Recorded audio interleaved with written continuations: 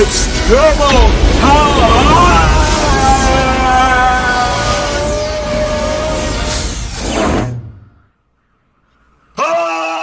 Yes, that's me! You're probably wondering, how did I get myself into the situation? Come on! Come on! Remember during the 90s how Arnold Schwarzenegger stepped aside from his usual tough guy roles and dabbled in oddball comedies? It all started with the huge success of Twins, but by the time Jingle All the Way came out, audiences started to wonder if oddball comedies may not be Arnie's calling after all. Yep, Jingle All the Way, that Christmas movie where little Anakin Skywalker wants a Turbo Man doll more than life itself. So his father Howard, played by Arnie, who is a neglectful father due to his workload, goes on a mad caper to find a Turbo Man doll so he can earn his son's love with a chunk of commercial plastic, while battling a fellow father played by Sinbad in this crazy, manic and chaotic Christmas comedy, which sees Arnie beat up a bunch of Santas, all while Phil Hartman torments him by eating his cookies. But your wife's cookies are out of this world. Put that cookie down! Now! As well as a bloodthirsty reindeer. It doesn't get any more stranger than this. But is this film all that bad? Despite its popular unpopularity, is there still enjoyment to be found in Jingle All the Way? After all, it's just an oddball comedy about the crazy shopping side of Christmas. Okay guys, so it's time to put the cookie down! Now! As we explore the awesomely awful Christmas joy that is Jingle All the Way, by looking into 10 amazing facts about it. And, well, why not? As it seems at this time of the year, Christmas comedies are really popular. So let's check it out.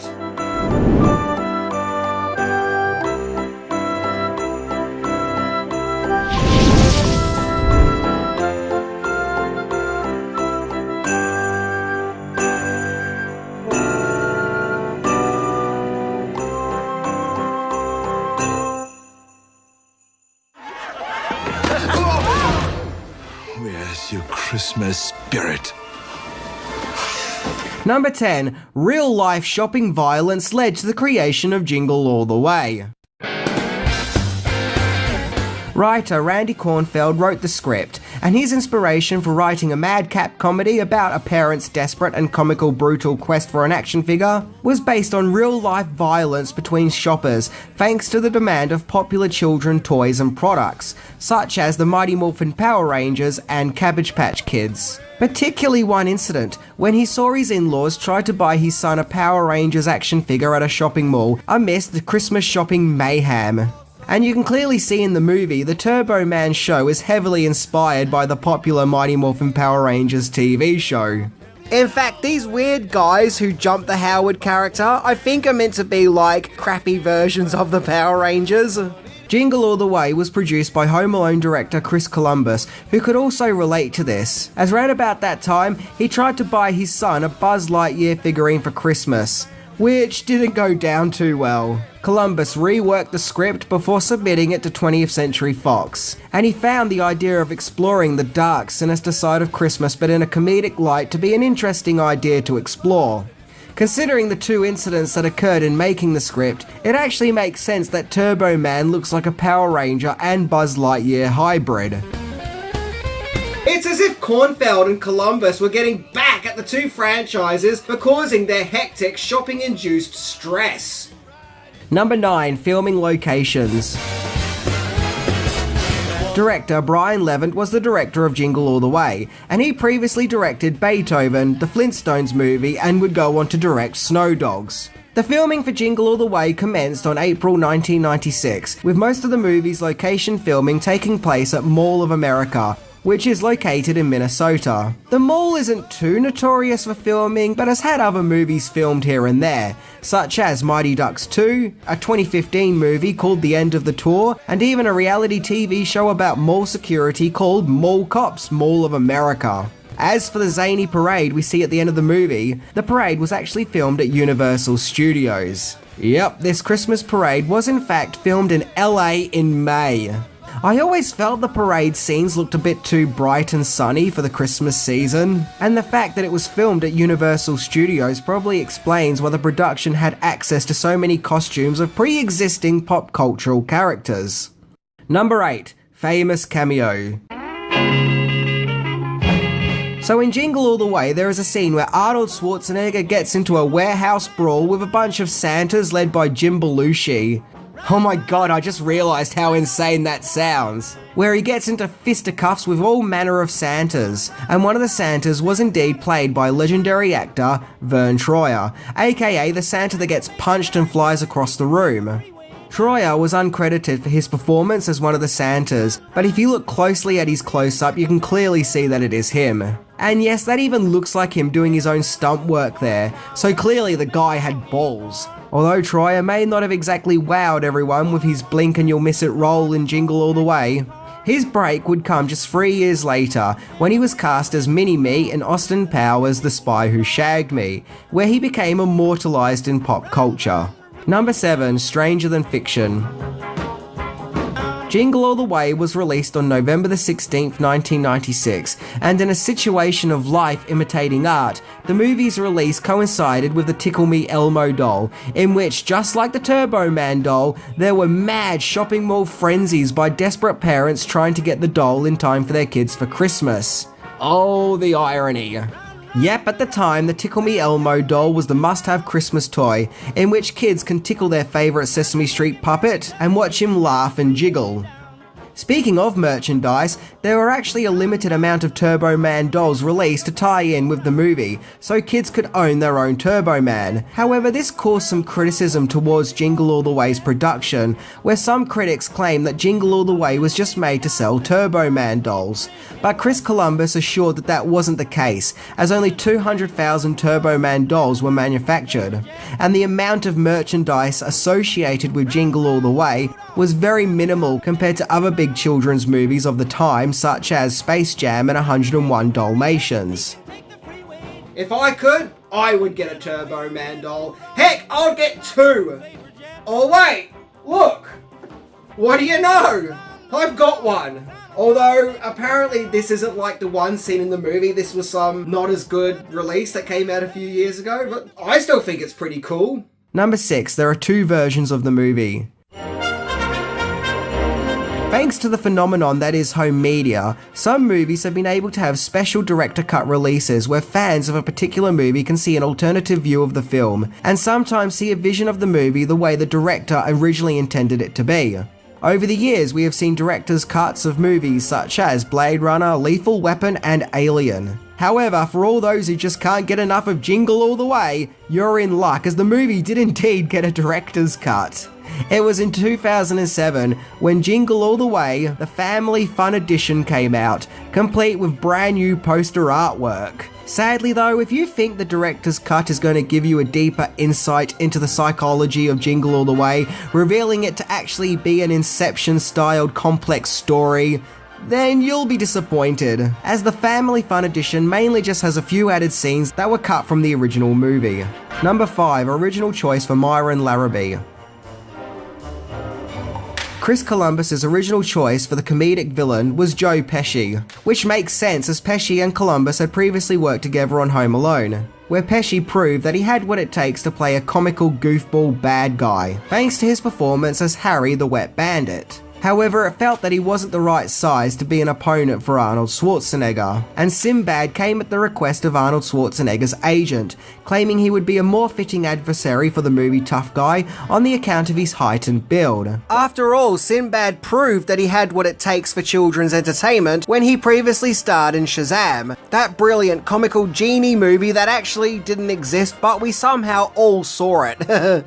But I don't know, I still would have loved to have seen a short, angry Joe Pesci take on Arnie, but oh well. Sinbad auditioned for the role and felt that he screwed it up, but instantly got the part. Sinbad also insisted that because of his image of a fun, family-friendly comedian, it would actually add sympathy to his character, rather than being observed as a flat-out unlikable villain. Sinbad and Schwarzenegger basically ad-libbed most of their dialogue in scenes where the characters were talking to each other. Number 4, Arnie had a jolly old time. Despite the movie's not so good reviews, Arnold Schwarzenegger still found working on Jingle All the Way to be a happy, positive experience. He liked the idea of playing a normal, average, everyday man, as it was a contrast to his usual tough guy roles of playing government agents and assassins. He's just an average, everyday man who gets caught up in a mad caper about toy-based Christmas shopping frenzy. Schwarzenegger even got along quite well with the locals and found them to be cooperative, despite the fact that director Brian Levin felt the opposite and felt that the locals kept disrupting the shoot thanks to surrounding background noise. Arnie also enjoyed shooting at a mall too, as it meant he could frequently do some shopping himself. In fact, Schwarzenegger had such a good time making Jingle All the Way at Mall of America, he even donated some of the movie's props to the mall's Planet Hollywood. So whether you like Jingle All the Way or not, at least one positive thing came out of it. Arnie had an absolute ball making the movie. Number 3. Box office competition.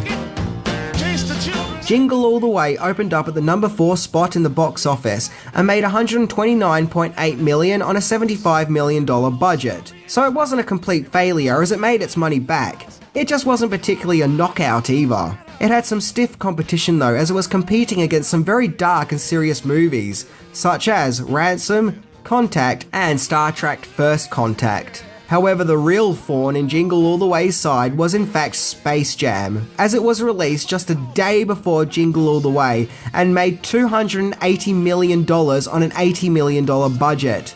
Yep, in 1996, Space Jam was insanely popular. And when it came to cinema viewings, it seemed that kids were more eager to see Michael Jordan play basketball with Bugs Bunny than they were Arnold Schwarzenegger battle his way to find an action figure. Just a sick world we're living in. Sick people. Number 2. Lawsuit All the Way. A court case took place in 2001, in which it was claimed that 20th Century Fox took the idea of Jingle All the Way from a writer who had previously submitted a script to the studio, and also claimed that he didn't get credit for it. The man who claimed he was ripped off was a high school biology teacher, of all people, who put forth that he submitted a script called Could This Be Christmas?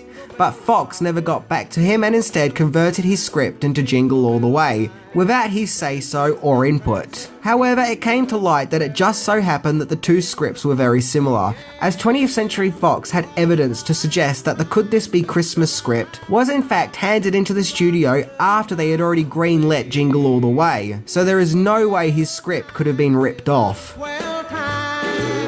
Oh my god, just imagine if he submitted the script to a different studio. Does that mean in 1997 we might have gotten 2 Jingle All the Ways? Number 1. Arnold Schwarzenegger was cast because of Planet of the Apes. Arnie was a big name during the 90s, and in that decade his action man image took a more comedic turn, where we would see him starring in some oddball comedies. The gag was, not only are these strange situations, but they're strange situations involving Arnold Schwarzenegger. For example, we would see Arnie pregnant, Arnie as a kindergarten teacher, Arnie as Danny DeVito's twin. I'm surprised we didn't see Arnie as a tube of toothpaste.